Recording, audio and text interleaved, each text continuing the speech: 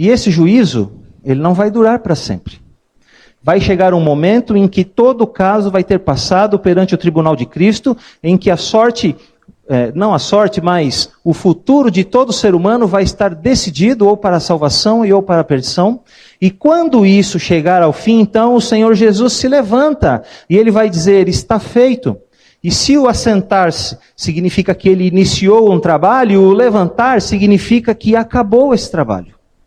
Não há mais uma obra de salvação a ser feita em favor do homem, e a partir de então você e eu não temos mais um intercessor no céu. Não temos mais.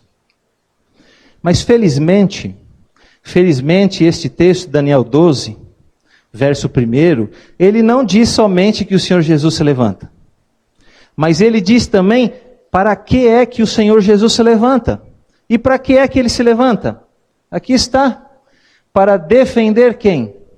Os filhos do seu povo, ou seja, eu e você.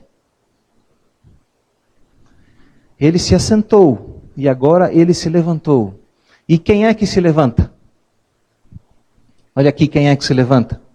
Miguel, o grande príncipe. O que é que isso significa? Quem é Miguel? Quem é o arcanjo Miguel?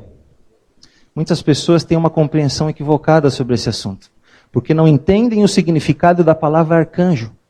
Muitas pessoas pensam que arcanjo é um anjo, mas não é isso que a palavra significa.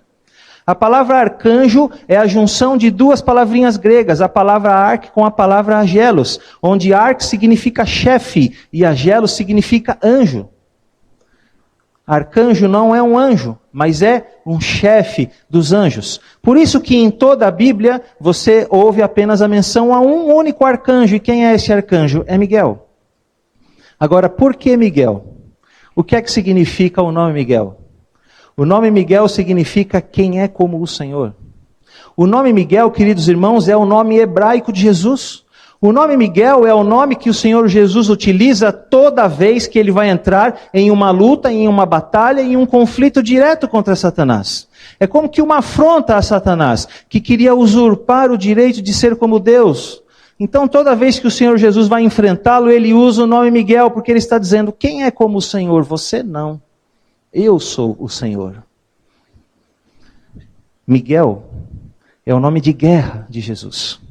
Miguel é o nome que ele utiliza não mais como intercessor, mas agora como um general, como um grande comandante. Ele usa esse nome porque agora ele vai, juntamente com todo o seu exército, ele vai liderar o seu exército de anjos numa última e grande batalha. E por quem é que esse exército luta nesta última e grande batalha? É pelos filhos do seu povo. Você não tem mais um intercessor no céu, porque não há mais uma obra de salvação a ser feita. Todo o caso já está resolvido. Você já está salvo. Você não precisa mais de um intercessor, porque agora o que você precisa é de um general. Você precisa é de um comandante. E ele não está mais lá no céu, porque agora ele está onde? Ele está aqui com você, nesta terra, lutando ao seu lado para te libertar, para te defender e para te salvar. Irmãos, entenda uma coisa. Estar sozinho sempre é a sorte dos ímpios. Mas estar sozinho nunca foi e nunca será a sorte dos santos. O que foi que o Senhor Jesus disse quando ele esteve aqui? Veja o que ele disse. Eu te guardarei da hora da provação que há de vir sobre o mundo inteiro para experimentar os que habitam sobre a terra. O que mais ele disse? Porque ele tem dito, de maneira alguma te deixarei, nunca jamais te abandonarei. Nesse momento, onde é que vai estar o povo de Deus? O povo de Deus vai estar numa tremenda angústia. Porque o povo de Deus vai estar saindo de um período onde ele vai ser perseguido, onde ele vai ser oprimido, onde ele vai ser forçado a negar a sua fé. Porque esse povo se mantém em pé agora, ele não tem emprego, não tem dinheiro, não pode comprar, não pode vender, tem que sair de uma grande cidade como essa e ir para uma cidade pequena, sem a menor condição financeira. Ele vai ter que aprender a depender completamente de Deus pela fé. E eu pergunto para você, você acha que o Senhor Jesus vai abandonar o seu povo sozinho aqui nessa situação? Claro que não. Você precisa se lembrar daqueles 3 conselhos que Deus te deu na semana passada, você lembra? Você precisa se lembrar quem é o seu Deus, você precisa se lembrar da profecia de Joel 2, e especialmente daquele texto da Sra. White que diz assim: nada temos a temer quanto ao futuro, a menos que nos esqueçamos da maneira como Deus conduziu o seu povo no passado. E no passado, onde é que estava Cristo quando os guardas babilônicos jogaram aqueles 3 hebreus na fornalha ardente? Você conhece a história. Capítulo 3 de Daniel fala que o rei Nabucodonosor levantou uma grande imagem e oprimiu todas as pessoas a se curvarem diante dessa imagem. E aqueles que não se curvassem seriam lançados dentro da fornalha ardente. 3 jovens não se curvaram. Ananias, Misael e Azarias, que tiveram seus nomes mudados para Sadraque, Mesaque e Abednego. E o que foi que aconteceu com eles? Foram lançados na fornalha. E agora o rei se espanta. Não lançamos nós 3 homens amarrados na fornalha? E agora eu vejo 4 homens andando, soltos livremente pelo fogo, e o 4º homem quem era? Jesus, era o Filho de Deus. Irmãos, o capítulo 13 do livro do Apocalipse foi escrito todinho com base no capítulo 3 de Daniel, você sabia? O capítulo 3 de Daniel é a base do capítulo 3 de Apocalipse, 13 de Apocalipse. Lá no capítulo 13 de Apocalipse, a Bíblia apresenta uma imagem que será levantada. E todos os seres humanos serão forçados a se curvar perante ela. Assim como aqui no capítulo 13 do livro de Daniel. Lá no capítulo 13 do livro do Apocalipse, nós encontramos o homem querendo mudar o quê? Os tempos e a lei. Aqui está o homem querendo mudar os tempos e a lei. Nabucodonosor. Deus havia determinado o tempo da Babilônia e disse: olha, você é a cabeça de ouro da estátua. Capítulo 2, o sonho que ele teve, o seu reino vai passar. Na verdade, aquela estátua é a profecia mais simples que existe na Bíblia. Deus não queria mostrar para Nabucodonosor as sucessões dos reinos que teriam domínio nesse mundo. Não, isso ele mostra para nós que estamos aqui hoje. Mas para Nabucodonosor ele queria mostrar uma coisa muito mais simples. Estátua, cabeça de ouro, peito de prata, ventre de bronze, pernas de ferro, e os pés eram do quê? De barro misturado com ferro. Você acha que uma estátua com uma base de barro tem força para ficar em pé sozinha? Não tem. O que Deus estava querendo mostrar para ele é isso: olha, você só está aí, você só é o rei, você só domina o mundo hoje porque eu coloquei você aí, porque eu tenho uma luta a lutar com você, a luta pela sua conversão. Mas agora no capítulo 3, o que é que ele faz? Ele quer mudar os tempos. Deus determinou o tempo da Babilônia, é só a cabeça, mas agora ele faz a estátua inteira de ouro. Ou seja, você não vai me tirar do poder. O meu reino não vai passar. Exatamente um tipo daquilo que vai acontecer no capítulo 13 do Apocalipse. Ali nós encontramos o homem querendo mudar os tempos. Como? Deus determinou o tempo daquela primeira besta do sistema papal. Ele vai ter domínio na terra um período de 1260 anos. Depois seria ferido de morte. Mas o que acontece? Agora a ferida vai ser curada? Não. Eu não vou dominar só 1260 anos. O meu reino não vai passar. Aqui nós encontramos o homem mudando a lei de Deus, quando a lei de Deus diz: somente diante de Deus você deve se curvar, somente a Deus você deve adorar. Aqui o Nabucodonosor força os filhos de Deus a uma falsa religião, a uma falsa adoração, assim como no capítulo 3 de Apocalipse. Aqui nós encontramos o homem mudando os tempos e a lei de Deus, quando faz com que um homem se curve diante de outro, quando muda o dia de adoração do Senhor do sábado para o domingo, forçando as pessoas a participar de uma falsa adoração, de uma falsa religião. Lá nós encontramos os filhos de Deus sendo oprimidos, sendo perseguidos, presos e condenados à morte. E nos nossos dias não será diferente. Aquele que não se curvar perante esta imagem será oprimido, perseguido, preso e até mesmo condenado à morte. Mas aqueles 3 jovens hebreus estão nos representando hoje. Você sabe onde era o lugar mais seguro do mundo para um filho de Deus estar lá na Babilônia, no capítulo 3 de Daniel? Você sabe onde era o lugar mais seguro do mundo para ele estar? Era dentro da fornalha, porque era lá que o Senhor Jesus estava. O lugar mais seguro do mundo para você estar hoje vai ser dentro da fornalha, porque é lá que o Senhor Jesus vai estar. E quando você não foge da fornalha, sabe o que acontece? Aqueles jovens foram lançados na fornalha, e o que é que se queimou deles? Nada? Como nada? Queimou sim. As cordas, as amarras que os prendiam se queimaram. Queridos, quando você não foge da fornalha, a única coisa que se queima em você são as amarras que te prendem a este mundo de pecados. Onde estava Cristo quando os guardas babilônicos jogaram os 3 hebreus na fornalha ardente? Cristo estava lá no meio deles. Da mesma maneira, Ele estará lá conosco na nossa jornada pela grande angústia. Senhor Jesus, Ele não diz assim, olha, eu desejo que você passe sozinho aí por esse tempo de grande angústia, eu vou ficar só observando você aqui do céu. Boa sorte. Não. Ele não diz isso. Sabe o que Ele diz? Ele diz assim, ó, vinde a mim, todos vocês que estão cansados e sobrecarregados por causa dos eventos finais, e eu vos darei descanso e eu vos aliviarei. Eu vou estar com vocês nessa jornada. Sigamos juntos pela fúria da fornalha final. Veja que comentário extraordinário a senhora White faz sobre isso. Como nos dias de Sadraque, Mesaque e Abednego, no período final da história da terra, o Senhor operará poderosamente em favor dos que ficarem firmes pelo direito.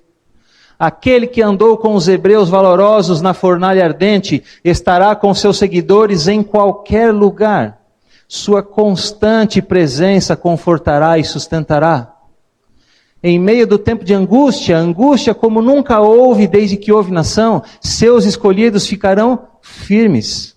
Veja que coisa linda. Satanás, com todas as forças do mal, não pode destruir o mais fraco dos santos de Deus. Anjos magníficos em poder os protegerão, e em favor deles, Jeová se revelará como Deus dos deuses, capaz de salvar perfeitamente os que nele puseram sua confiança. Estar sem um intercessor durante o tempo de angústia significa apenas que não há mais uma obra de intercessão a ser feita.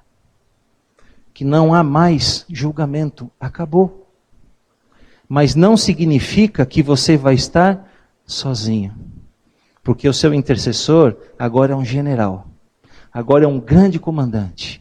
E ele está com todo o seu exército de anjos aonde você está, ao seu lado. Lutando, defendendo e protegendo você. Essa é a outra metade da verdade. E deixa eu aproveitar esse texto aqui para te fazer uma pergunta.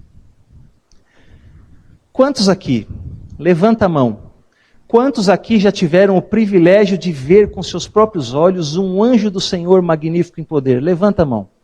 Nenhum de vocês? Eu nunca vi. Nunca vi um anjo magnífico do Senhor em poder. Assim, visivelmente. Agora, quantos de vocês gostariam de ver? Todos nós gostaríamos, não é? Então deixa eu dizer uma coisa para você. Neste tempo, dependendo de onde você estiver, você não somente verá face a face um anjo do Senhor, como conversará com ele. Você quer ver isso? Você quer ver onde é que isso está escrito? Já já eu vou mostrar para vocês. Porque agora eu vou responder a segunda grande pergunta. E qual é?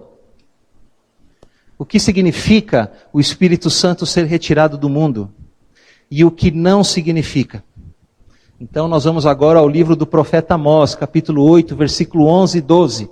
E a palavra de Deus diz assim: Eis que vem dias, diz o Senhor Deus, em que enviarei fome sobre a terra, não de pão, nem sede de água, mas fome e sede do quê? De ouvir as palavras do Senhor. Andarão de mar a mar e do norte até o oriente, correrão por toda parte, procurando a palavra do Senhor e não a acharão. Essa profecia, Amós, foi uma profecia dada ao povo de Israel pouco tempo antes do cativeiro babilônico. Teve um cumprimento local para aqueles dias, mas também tem um cumprimento futuro para nós hoje. Deus deu várias advertências. Deus instruiu, Deus corrigiu, Deus mandou os seus profetas para aquele povo para dizer, olha, vocês estão indo longe demais. Vocês vão chegar num ponto em que a consequência, a escravidão vai vir sobre vocês e eu não vou fazer nada para protegê-los. Por quê? Porque Deus não amava mais aquele povo? Não. Mas porque aquele povo se colocou além dos limites da proteção de Deus. A proteção de Deus só pode existir na minha vida e na sua vida até o limite em que nós permitimos Deus atuar. Deus não nos força nada. Deus advertiu, corrigiu. E agora então, quando eles estavam ali diante da escravidão, na iminência da escravidão, o que é que eles fizeram? Correram por toda parte, atrás de um profeta, atrás da palavra de Deus, atrás de algo que pudesse os ajudar para evitar a escravidão. Mas não acharam, não encontraram. Foram escravos. Exatamente isso, irmãos, o que vai acontecer nos nossos dias. Deus adverte, Deus repreende, Deus corrige, Deus manda os seus mensageiros, nós temos a Bíblia, nós temos o Espírito de profecia, não é?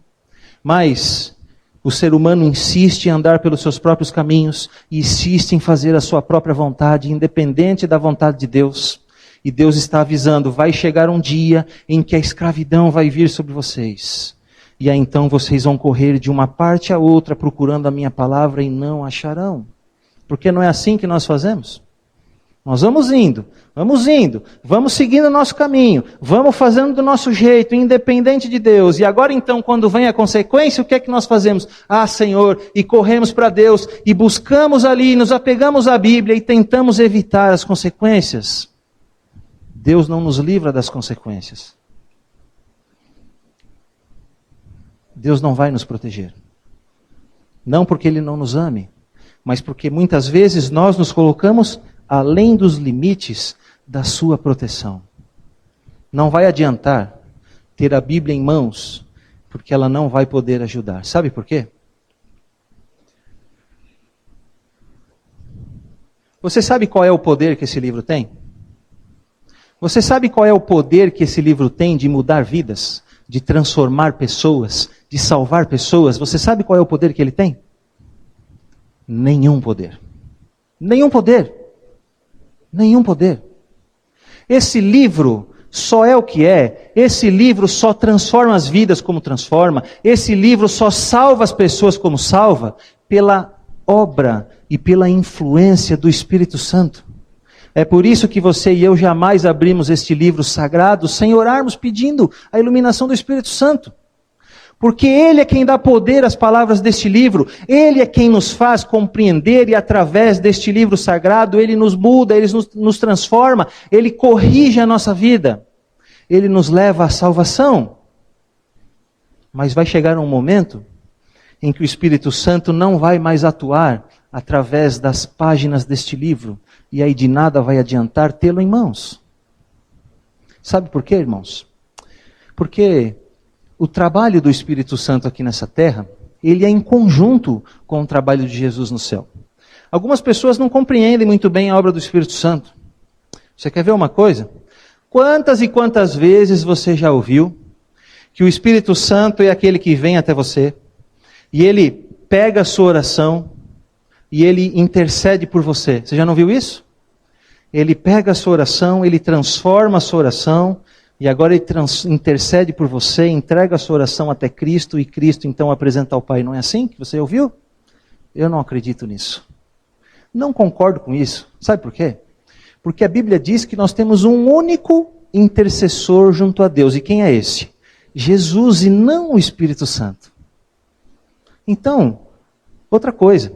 Se o Espírito Santo pega a sua oração, transforma e entrega a Jesus, então a oração não é sua. Não é mais sua, a oração é dele. É dele, não sua. Isso não está certo. Qual é a intercessão que o Espírito Santo faz? A intercessão, meus irmãos, é uma via de mão dupla. O Espírito Santo é o representante de Deus aqui na terra, e ele vem para interceder por você de que maneira? Ele vem para convencer você do pecado, da justiça e do juízo. Ele vem para conduzir você até Cristo. E agora então, quando você aceita a Cristo, Ele é aquele que passa a ser o seu intercessor no céu. O Espírito Santo é o representante de Deus na terra, e Jesus é o representante do homem junto ao Pai. É uma via de mão dupla. É um trabalho em conjunto. E quando o Senhor Jesus agora se levanta e diz, está feito, o que é que o Espírito Santo faz? Ele também diz, está feito. Porque se não vai haver mais um intercessor, se não vai haver mais uma obra de salvação, o Espírito Santo então deixa de atuar como agente da conversão, deixa de atuar como agente da transformação, deixa de atuar como agente do arrependimento. Então ele é retirado da terra, porque ele não vai mais atuar no coração dos homens e das mulheres no sentido de levá-los a Cristo. E é exatamente isso que vai causar esse tempo de grande angústia. É a retirada do Espírito Santo. É ele deixar de atuar como agente da conversão, como agente da transformação, como agente do arrependimento que vai trazer esse período de grande angústia a essa terra. Quando você vai lá no capítulo 7 de Apocalipse, os 4 primeiros versos, você vê lá aqueles 4 anjos que estão nos 4 cantos da terra, mantendo seguros os 4 ventos. Aqueles 4 anjos representam a obra do Espírito Santo. Aqueles 4 ventos representam o poder restritivo do Espírito Santo. Quando esses ventos são soltos, quando o Espírito Santo deixa de restringir o poder de Satanás, Satanás agora tem domínio total sobre os homens. Esses ventos representam, não é, as paixões humanas. Estão à solta agora. Satanás só não destruiu esse mundo ainda completamente, só não destruiu o ser humano ainda completamente por causa da presença do Espírito Santo aqui. Ele é o poder de Deus que vai reprimir o poder do diabo. Essa pessoa, essa terceira pessoa da Trindade, o Espírito Santo. Agora, quando ele deixar de atuar como agente da conversão, como agente da transformação, como agente do arrependimento, então agora Satanás vai poder fazer o que ele sempre quis. Ele vai atuar livremente sobre a mente dos homens e vai mergulhar eles numa cena de destruição mais terrível do que aquela que aconteceu com Jerusalém no ano 70 depois de Cristo. Veja o que a senhora White diz sobre isso. Livro Grande Conflito, página 614. Desabrigados da graça divina, ou seja, não há mais tempo de graça, não há mais um intercessor, o Espírito Santo não atua mais como agente da conversão, não tem os homens proteção contra o maligno. Satanás mergulhará então os habitantes da terra em uma grande angústia final. Ao cessarem os anjos de Deus de conter os ventos impetuosos das paixões humanas, ou seja, ao cessar o Espírito Santo de ser o agente da conversão, da transformação, do arrependimento, ao cessar ele de usar o seu poder para reprimir o poder de Satanás, então agora, todos esses elementos aqui ficarão às soltas, todos os elementos de contenda. O mundo inteiro se envolverá em ruína mais terrível do que a que sobreveio a Jerusalém na antiguidade. Então é isso que provoca esse tempo de angústia. É o fato do Espírito Santo não atuar mais como agente da salvação, como agente da conversão, como agente do arrependimento. Ele vai ser retirado da terra. Mas essa é só a metade da verdade. E a outra metade? E dos filhos de Deus, você sabe quando é que ele vai ser retirado? Eu vou dizer para você quando é que ele vai ser retirado. Evangelho de João, capítulo 14, versículo 16. Abra sua Bíblia. João, capítulo 14, versículo 16. Esse texto não vai aparecer lá no telão. Veja quando é que o Espírito Santo vai ser retirado dos filhos de Deus. João 14, verso 16 diz assim: E eu rogarei ao Pai, e ele vos dará outro. Quem é esse Consolador? Espírito Santo. A fim de que esteja convosco por quanto tempo? Para sempre. Essa é a outra metade da verdade. Dos filhos de Deus, ele não vai ser retirado nunca. Porque ele veio para estar com você para sempre. E esse texto que eu vou mostrar para você agora é o texto mais lindo que existe no Espírito de Profecia, que fala sobre a disponibilidade do Espírito Santo na vida daqueles que amam a Deus. Veja que coisa linda. Está no livro O Desejado de Todas as Nações, páginas 669 e 670. Em quantos tempos e lugares? Todos. Em todos os tempos e lugares. Em quantas dores e aflições? em todas as dores e aflições, até mesmo quando a perspectiva se afigura sombria e você fica cheio de perplexidade com o futuro, até mesmo quando nos sentimos desamparados e sós. Quem? O Consolador, o Espírito Santo, será enviado a resposta à oração da fé.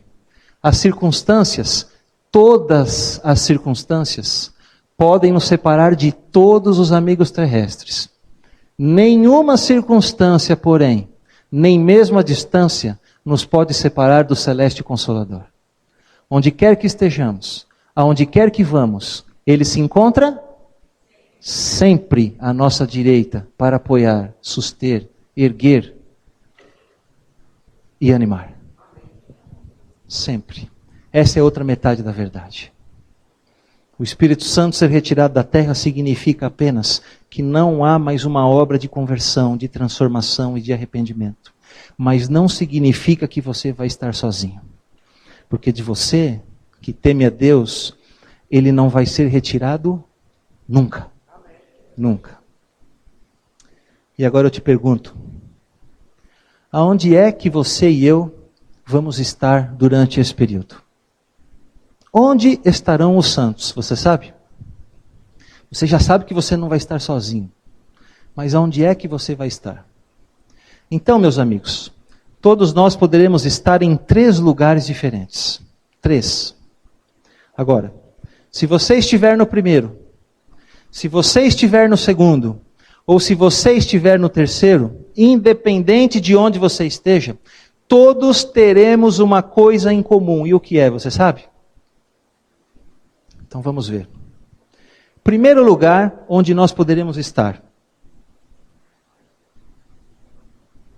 O Senhor não aflige nem entristece de bom grado os filhos dos homens. Lamentações 3:33. Como um pai se compadece de seus filhos, assim o Senhor se compadece daqueles que o temem. Salmos 103:13. Conhece Ele o nosso coração, pois lê todos os segredos da alma. O Senhor conhece o nosso coração. Ele se compadece de nós assim como um pai se compadece de um filho. Ele se compadece daqueles que o temem. Por isso, Ele sabe se aqueles em favor de quem se fazem petições seriam capazes de suportar a aflição e a prova que sobre eles viria, caso vivessem. Conhece o fim desde o princípio. Por isso, muitos serão levados a repousar antes que a prova de fogo do tempo de tribulação venha sobre o nosso mundo. Conselho sobre Saúde, página 375. Primeiro lugar onde nós poderemos estar é na sepultura. É no descanso, dormindo o sono da morte. Deus não precisa que todos os seus filhos estejam vivos nesse tempo, porque Ele não precisa que todos eles sejam suas testemunhas. É um ato de amor, é um ato de bondade, de misericórdia de Deus, porque Ele conhece o seu coração. Ele sabe se você e eu teríamos condições de suportar esse período ou não. E se Ele enxerga na sua sabedoria infinita que você e eu não temos condições de passar por esse período, então Ele permite que nós descansemos o sono da morte. Sabe por quê? Você sabe o que é a morte para Deus? Paulo diz lá, na sua carta aos Coríntios, que a morte é o último inimigo que vai ser vencido. Sabe por quê? Sabe o que é que Salmo 116, verso 15 diz sobre a morte? Diz assim, ó. Preciosa é aos olhos do Senhor a morte dos seus santos. Sabe? Preciosa. Sabe por quê? Quando você vai num funeral e você vê ali um caixão e dentro aquele corpo sem vida, morto, isso é como nós vemos, mas isso não é como Deus vê. Você sabe o que é que Deus vê? Nós vemos um caixão.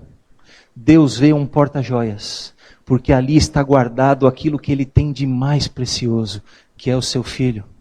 A morte é o último inimigo que vai ser vencido, porque hoje é um inimigo, mas que está a serviço de Deus. Ela guarda para Ele aquilo que Ele tem de mais precioso. E quando o Senhor Jesus voltar a esta terra, Ele vai dar uma ordem. E o que é que a morte vai fazer?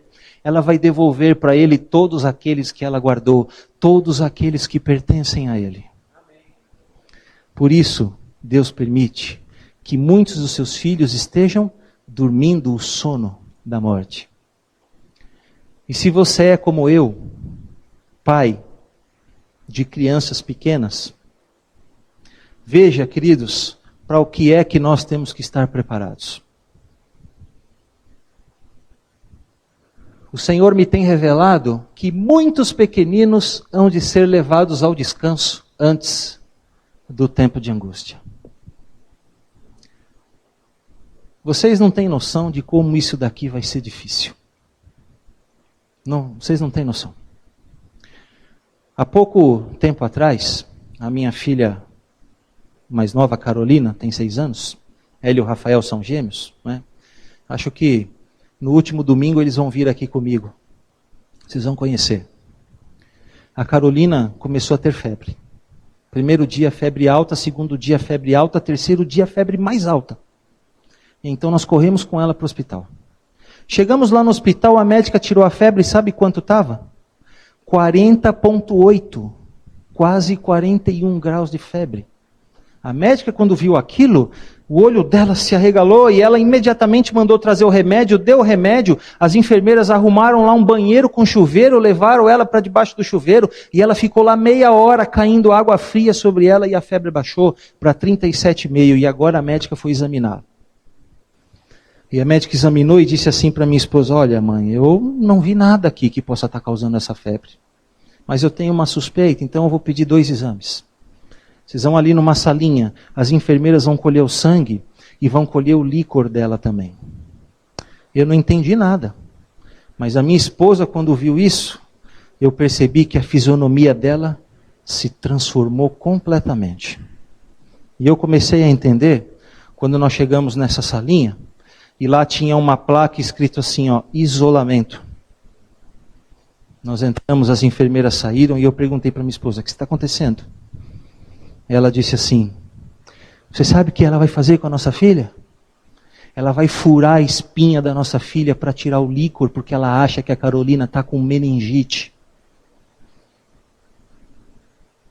Nessa hora, sabe o que aconteceu comigo? Foi como se o chão desaparecesse debaixo dos meus pés. Foi como se eu caísse num abismo de angústia, num abismo sem fim. E daquele momento, só uma frase começou a ecoar aqui na minha cabeça.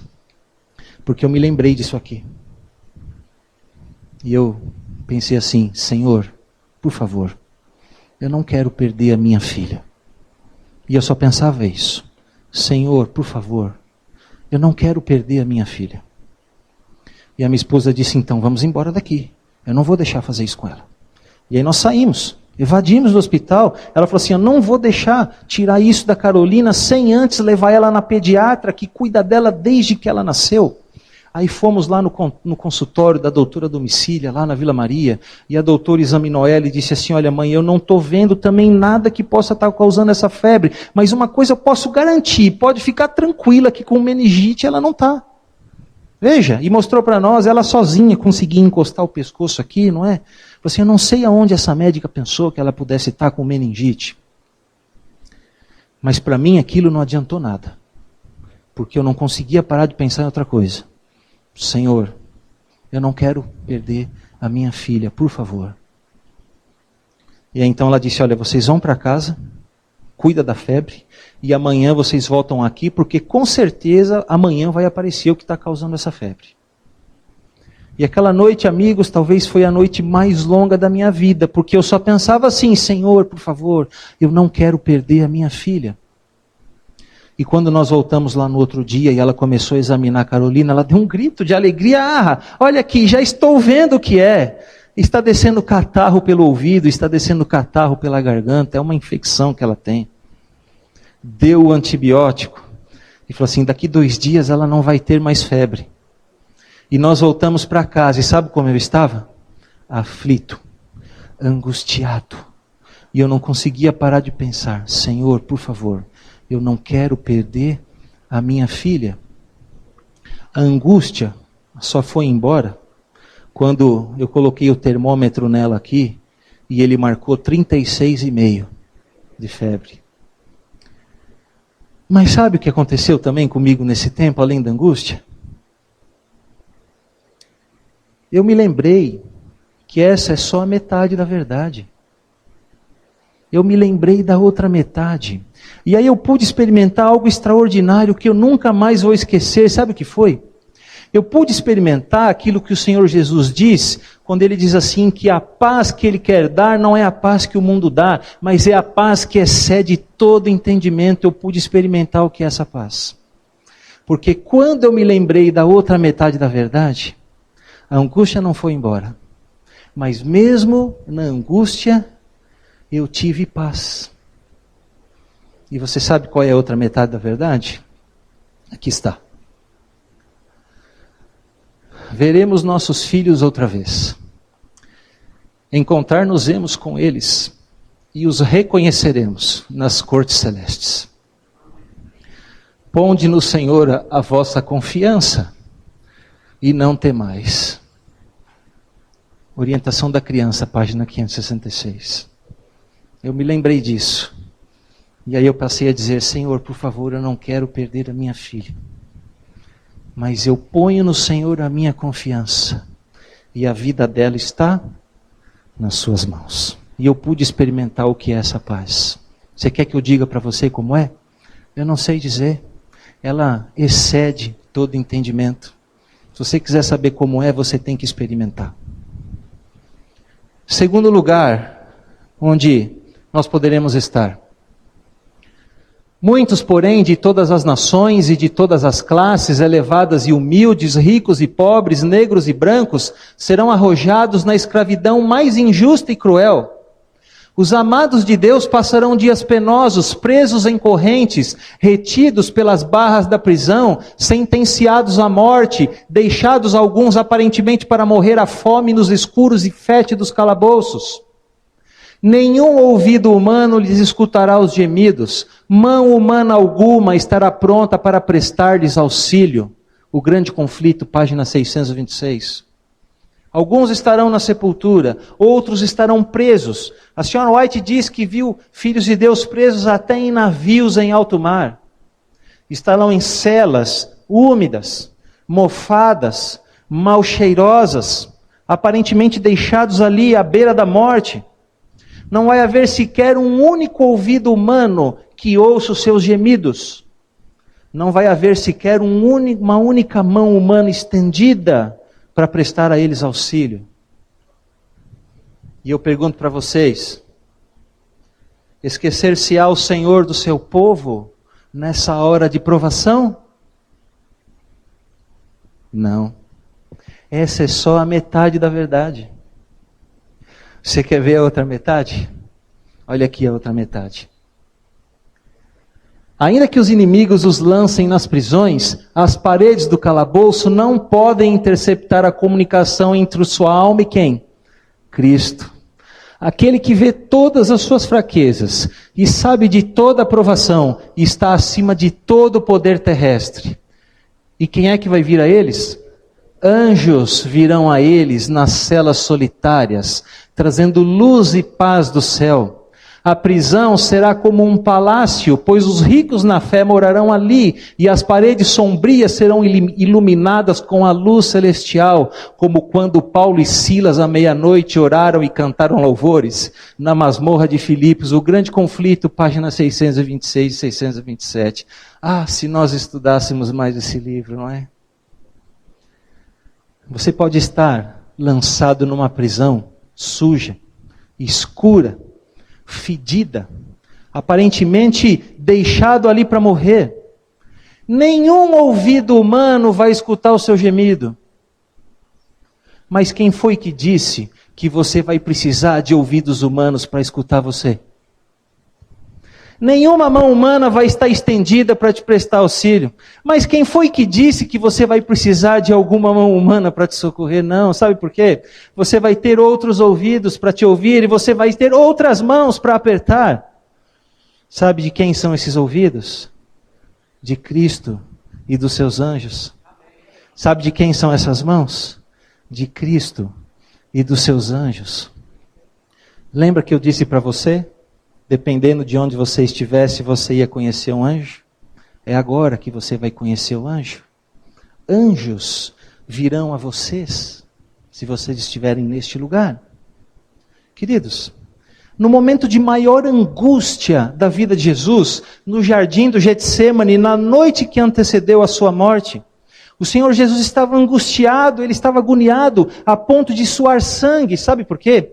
Porque aquele era o momento em que ele tinha que decidir de uma vez por todas se ele ia ou não morrer por mim e por você. Aquele era o momento da decisão. E a senhora White, no Desejar de Todas as Nações, diz que por 3 vezes a natureza humana de Jesus recuou de beber o cálice. E aí, sabe o que Deus fez? Está lá no Evangelho de Lucas, capítulo 22, versos 42, 43 e 44. Sabe o que ele fez? Deus mandou um anjo. E o anjo veio a Jesus. E Jesus viu o anjo. E Jesus conversou com o anjo. O anjo não veio para beber o cálice, mas o anjo veio para dar forças ao divino humano suplicante. O anjo veio para mostrar para Jesus que o Pai é maior e mais poderoso do que Satanás. E aí se cumpriu as palavras do profeta que diz: ele verá o fruto do seu penoso trabalho e ficará satisfeito.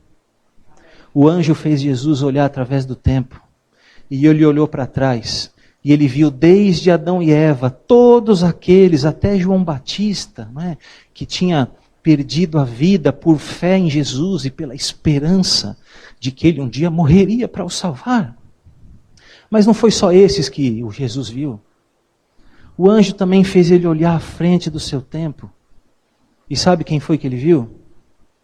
Ele viu cada um de vocês que está aqui nessa noite. E a palavra de Deus diz que ele ficou, sabe como? Satisfeito. Ele viu você e ficou satisfeito. E ele achou que valia a pena. E ele então decidiu beber o cálice. Naquele momento, Jesus não era só o nosso substituto, não. Jesus também era o nosso representante. O que aconteceu para Jesus também acontece para você. No momento de maior angústia da sua vida, o anjo vai vir para você, e você vai ver o anjo, e você vai falar com o anjo, mas o anjo não vai vir para passar por esse tempo por você, não. Ele vai vir para te dar força. Ele vai vir para dizer: olha, aguenta firme, porque o seu Pai, porque Jesus é mais poderoso do que Satanás. Fica firme, porque falta só um pouco, só um pouquinho, e daqui a pouco você vai estar nos braços de Jesus. Esse é o segundo lugar onde você e eu poderemos estar. Terceiro lugar. Outro lugar onde se encontrarão os santos será em meio à natureza. Também está no Grande Conflito, na página 635. O povo de Deus, alguns na sepultura, outros nas celas das prisões, outros escondidos nos retiros solitários das florestas e montanhas, pleiteiam ainda a proteção divina, enquanto por toda parte grupos de homens armados, instigados pelo exército de anjos maus, estão se preparando para a obra de morte. Então nós poderemos estar em 3 lugares. Poderemos estar na sepultura. Poderemos estar nas celas das prisões. Poderemos estar escondidos nas montanhas, nas cavernas, né, nas entranhas da terra. Mas todos nós teremos algo em comum. Você sabe o que é? Todos estaremos debaixo da proteção de Deus.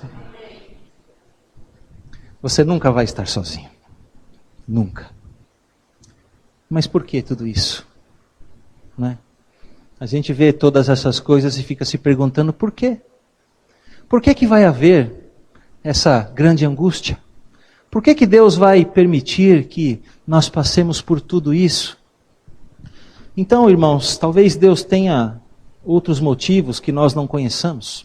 Mas pelo menos um motivo suficientemente forte nós sabemos qual é. Você sabe qual é? Desde o princípio, a acusação de Satanás foi contra o caráter de Deus. Que a lei de Deus era dura demais, que Deus era um tirano e que nem mesmo Adão e Eva, no seu estado perfeito, original no Jardim do Éden, seriam capazes de guardar essa lei. Então agora Deus permite que você e eu, os mais fracos de toda a raça humana, passemos por esse período de angústia. E pela presença e pelo poder do Espírito Santo na nossa vida, nós seremos capazes de guardar perfeitamente a lei de Deus. E Deus então agora tem um motivo convincente, positivo, para refutar a acusação de Satanás. E no milênio, depois do milênio, quando os ímpios ressuscitam, certamente eles vão querer acusar a Deus. Certamente eles vão dizer assim: Senhor, olha, nós não conseguimos guardar a sua lei porque nós éramos os mais fracos da raça e vivemos no pior período de angústia de toda a história. Então agora Deus, ele se levanta e ele aponta para um grupo de pessoas. E sabe para quem que ele aponta? Ele aponta para você. E ele diz assim: mas estes aqui, são seus contemporâneos. Eles também viveram, eram os mais fracos da raça, e também viveram no pior tempo de angústia, e eles guardaram perfeitamente a minha lei. E aí você sabe o que acontece com toda essa discussão? Ela acaba, porque a evidência é mais do que convincente, é mais do que suficiente. Na semana que vem, nós vamos dar sequência no estudo desse assunto, tempo de grande angústia, e vamos ver quais são os juízos finais de Deus que vão cair sobre essa terra. Mas hoje eu quero ainda te fazer uma última pergunta.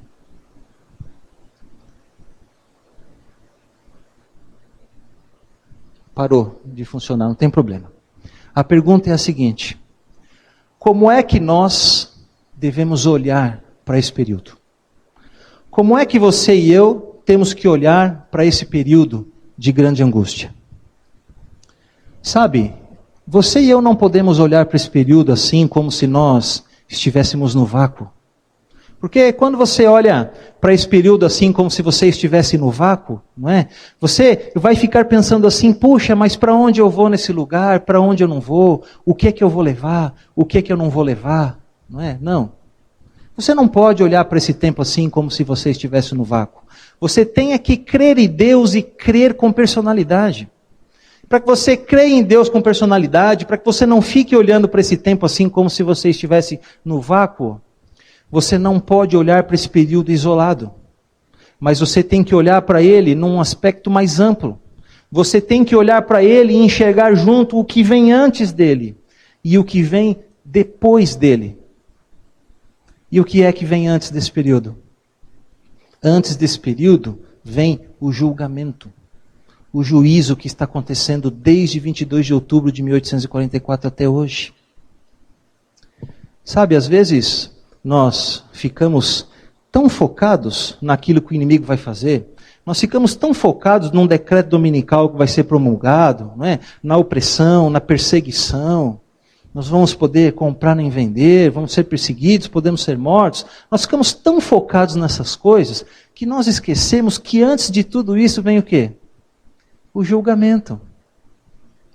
E nesse julgamento, você sabe o que é que o Senhor Jesus vê acontecer aqui na terra? Você sabe o que é que ele vê lá do céu acontecer aqui na terra? Sabe o que ele vê? Ele vai ver o seu povo, ser promulgado contra ele um decreto, um conjunto de leis que vai forçar o seu povo a negar a guarda sistemática do sábado. Ele vai ver o seu povo ser oprimido. Ele vai ver o seu povo ser perseguido. Ele vai ver o seu povo ser preso. Muitos até vão perder a vida. E o que é que você acha que ele vai fazer? Você acha que ele vai ver tudo isso acontecer e vai ficar de braços cruzados? Não, não vai. Sabe por quê? Porque ele também vê o seu povo permanecer em pé diante de tudo isso por um único motivo. Porque o ama. E porque ama a sua palavra. E sabe o que ele faz? Ele se levanta.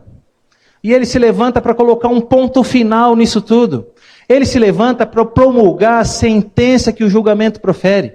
Ele se levanta para promulgar e para implantar no mundo a irrevogável sentença que o julgamento vai proferir. E eu vou dizer para você uma coisa que você nunca ouviu na sua vida. Que vai causar esse tempo de angústia não são os inimigos do povo de Deus. O que vai causar esse tempo de angústia é essa sentença que o Senhor Jesus vai promulgar. E as 7 pragas descritas no livro do Apocalipse são um castigo que essa sentença vai aplicar, sabe contra quem? Contra os ímpios e não contra você. Verdadeiramente, esse tempo de angústia, ele é para os ímpios e não para você, e não para os filhos de Deus. Sabe o que eu estou querendo dizer com isso? Eu estou querendo dizer o seguinte: nesse tempo, os perseguidos serão mais livres do que os perseguidores. Mais livres. Porque o que é pior? Enfrentar o veredito de um Deus do céu ou enfrentar o veredito dos homens na terra? O que é pior? Quem é que vai estar então na pior? Aqueles que vão ter que enfrentar o veredito de um Deus que se levanta no céu e que vem a essa terra como um general, como um comandante com todo o seu exército para lutar e defender o seu povo? Ou aqueles que vão ter que enfrentar o veredito da igreja e do Estado aqui na terra? Com certeza vai estar numa situação muito pior aqueles que vão ter que enfrentar o veredito desse Deus do céu. Os perseguidos serão mais livres do que os perseguidores. E depois desse período, o que é que vem? Depois desse período vem a batalha do Armagedon. A última grande batalha entre o bem e o mal, onde o bem sai vitorioso, o mal é destruído, o pecado e pecadores são definitivamente aniquilados. Quando você olha nesse contexto mais amplo, você não vai ter mais medo desse período. Não vai mais ter medo dele. Sabe, irmãos, nós precisamos entender essa diferença de foco. Nós não podemos ficar o tempo inteiro olhando para aquilo que o inimigo vai fazer. Nós temos que olhar para aquilo que Deus vai fazer. E quando você olha para o que Deus vai fazer, você tem certeza que os perseguidos vão estar mais livres do que os perseguidores. E você também não pode esquecer que nesse tempo, o Filho de Deus não vai estar mais sob provação. O julgamento já acabou, você já está salvo, você está livre. Como é que fica um prisioneiro quando o oficial de justiça vem até ele e diz assim: olha, sua pena acabou, você está livre? Ele chora, o que ele faz? Ele fica com medo? Não, ele fica feliz, ele fica alegre, sai correndo, fica contente.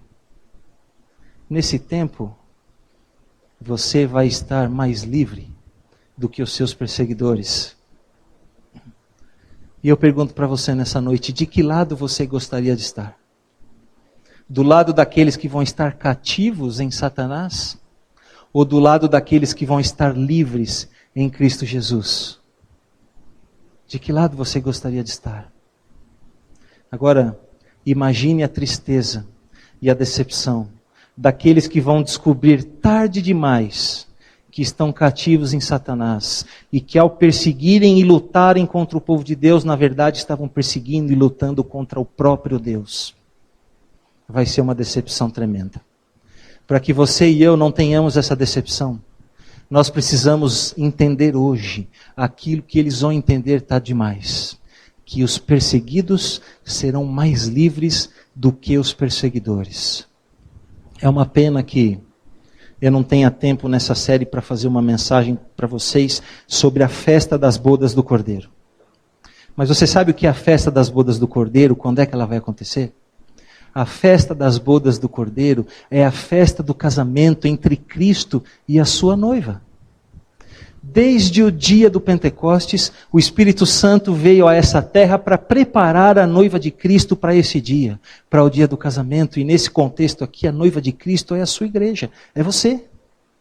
E agora que a noiva está quase pronta, agora que o Espírito Santo está quase entregando essa noiva para Jesus no dia do casamento, você acha que o noivo vai abandonar a noiva no dia do casamento? Claro que não. Você não vê isso acontecer nem aqui na terra. Você não vê um noivo abandonar a noiva no altar.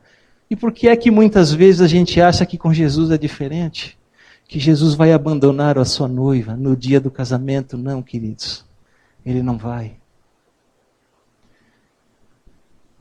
Aquele que está com Jesus, aquele que vai ser perseguido e humilhado por amor a esse Deus, nunca vai estar sozinho. E se você entende isso, então você pode agora recitar comigo em voz alta aquilo que o apóstolo Paulo diz no livro de Romanos, capítulo 8, verso 38 e verso 39. Leia comigo em voz alta. Porque eu estou bem certo de que nem a morte, nem a vida, nem os anjos, nem os principados, nem as coisas do presente, nem do porvir, nem os poderes, nem a altura, nem a profundidade, nem qualquer outra criatura poderá separar-nos do amor de Deus que está em Cristo Jesus, nosso Senhor. Eu tinha um amigo chamado Rafael. O Rafael, ele durante muitos anos foi membro lá da Igreja Adventista do Sétimo Dia. Mas por causa das circunstâncias aí da sua vida, ele saiu da igreja. Mas mesmo ele tendo saído da igreja, eu não perdi o contato com o Rafael. Sabe por quê? Porque nós trabalhamos juntos. Sentava eu, depois do meu lado o Marquinhos, o Edmilson, e do lado do Edmilson, o Rafael. E nós nos víamos quase que todos os dias. E no ano passado, numa sexta-feira, o Rafael, ele tinha um sítio em Mariporã, e ele alugou esse sítio para o pessoal que trabalha lá na gráfica para passar lá o fim de semana. E na sexta-feira, na hora do almoço, depois da hora do almoço, ele foi embora, porque ele ia para esse sítio para deixar tudo arrumado, tudo prontinho, para que quando o pessoal chegasse lá, estivesse tudo pronto. E aí, chegou a noite, o pessoal foi para lá, e quando chegou lá, o Rafael não estava. Eles estranharam. Passaram lá o sábado, o domingo, voltaram e o Rafael não apareceu lá. E aí naquela semana, eles começaram a ligar, começaram a procurar o Rafael, e ninguém encontrava o Rafael. Ninguém sabia onde o Rafael estava. Até que, uma semana depois, a família do Rafael encontrou o Rafael no dia em que ele seria enterrado como um indigente. Porque naquela sexta-feira, pertinho da hora do pôr do sol, o Rafael estava indo com sua moto. E ao ele entrar na Fernão Dias, ele foi atropelado ou por um carro ou por um caminhão. E ali a sua vida foi ceifada. Quando nós estávamos no funeral, o Edmilson veio conversar comigo. E o Edmilson disse assim para mim: Marcelo, eu fui a última pessoa aqui da gráfica que conversou com o Rafael. Porque nós almoçamos juntos na sexta-feira, no dia em que ele perdeu a sua vida. E você sabe o que foi que o Rafael disse para mim? O Rafael disse para mim que ele estava triste, porque ele estava fora da igreja. O Rafael disse para mim que ele estava sentindo que Deus o estava chamando de volta, e que ele precisava voltar para Deus, e que ele precisava voltar para a igreja. Essas foram as últimas palavras que alguém tem conhecimento que o Rafael disse. E eu não sei se naquelas poucas horas que ele teve, desde o momento em que ele disse isso até quando a sua vida foi ceifada, eu não sei se o Rafael teve tempo de se reconciliar com Deus, ou não. Eu não sei se o Rafael está no descanso agora, sob a proteção de Deus, ou não. E eu não pude fazer nada por ele. E eu não posso fazer mais nada, a não ser ter esperança de que ele se arrependeu e se reconciliou com Deus antes de perder a sua vida. Mas para você que está aqui nessa noite, eu ainda posso fazer alguma coisa. Porque embora o Rafael não possa fazer mais nada por ele, o futuro dele já está decidido e eu não sei qual é. Mas para você que está aqui hoje e que ainda respira e que tem fôlego de vida, por você eu ainda posso fazer alguma coisa. Por você eu posso vir aqui te mostrar essas coisas da palavra de Deus. E posso permitir que Deus faça um apelo a você nessa noite, para que você se reconcilie com Ele. Para que você volte para Ele, se caso você estiver se sentindo longe dEle. Para que você tome hoje a sua decisão de estar ao lado de Jesus, de fazer parte do grupo dos que vão ser perseguidos, mas dos que vão estar livres em Cristo Jesus.